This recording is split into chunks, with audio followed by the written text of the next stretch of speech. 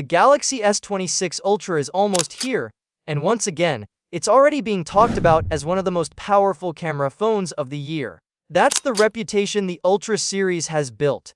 Whenever a new model comes out, people expect it to take a seat at the top of the camera world. And with the S26 Ultra launching soon, the expectations are already sky high.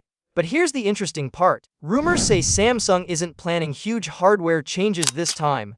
Instead, the main upgrade might come from a wider aperture on the main camera. It sounds like a small detail, but it can make a big difference. Right now, the Galaxy S25 Ultra uses an f1.7 aperture. The S26 Ultra is rumored to jump to f1.4. If those numbers don't mean much to you, here's the simple version: the lower the number, the more light the camera can take in. And jumping from f1.7 to 1.4 gives the camera around 50% more light. Not double, but definitely noticeable, especially in low light or night shots. More light means cleaner photos, less noise, faster shutter speeds, and overall better performance when the lighting isn't great. Since Samsung might keep the same 200-megapixel ISOCELL HP2 sensor, this change could be the main thing that improves the camera experience. You'd also get a blurrier background and a more natural depth of field, which helps portraits look more pleasing. AI editing can fake this effect, but nothing beats getting it naturally from the lens. But while Samsung is polishing its existing hardware, Sony has just shaken up the camera world with something new: the LYT-901 sensor. This is Sony's latest flagship sensor, and it's the company's first 200-megapixel phone sensor. It's stacked, it's large, it's fast, and it's built for both high detail and strong low-light performance. The sensor is slightly smaller than a 1-inch sensor, but still bigger than what most phones use. With 0.7 micron pixels and a quad Bayer layout, it groups 16 tiny pixels together to handle dim scenes better.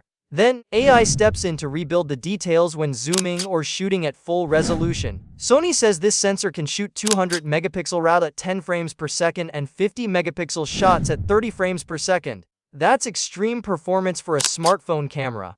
And if Sony's claims are accurate, we could see up to 4x high-quality crop zoom without losing much detail. Phones like the Oppo Find X9 Ultra and the Vivo X300 Ultra are expected to use this sensor, likely in early 2026, and that's where things get interesting. Even though Samsung is launching the S26 Ultra first, Sony might steal the spotlight when these other brands release their models a few months later. Meanwhile, Samsung seems to be playing it safe. Rumors say the only small upgrade besides the aperture might be the 3x telephoto camera, going from 10 megapixels to 12. The rest of the system could look very familiar: a 50-megapixel ultrawide, a 50-megapixel 5x periscope, a 12-megapixel selfie camera, and the same 200-megapixel main sensor. But that doesn't mean the S26 Ultra won't be impressive. The S25 Ultra is already one of the best photography phones on the market. In many places like Japan, it's performing so well that it shows why compact cameras are fading away. Smartphones are simply too good now. So what happens next? Samsung will arrive first, showing off what the S26 Ultra can do. Then Oppo and Vivo might follow with Sony's new sensor, and once real-world tests come in, camera fans will finally see how these new systems compare. In the end, the excitement won't be about megapixels or marketing tags. It'll be about actual results.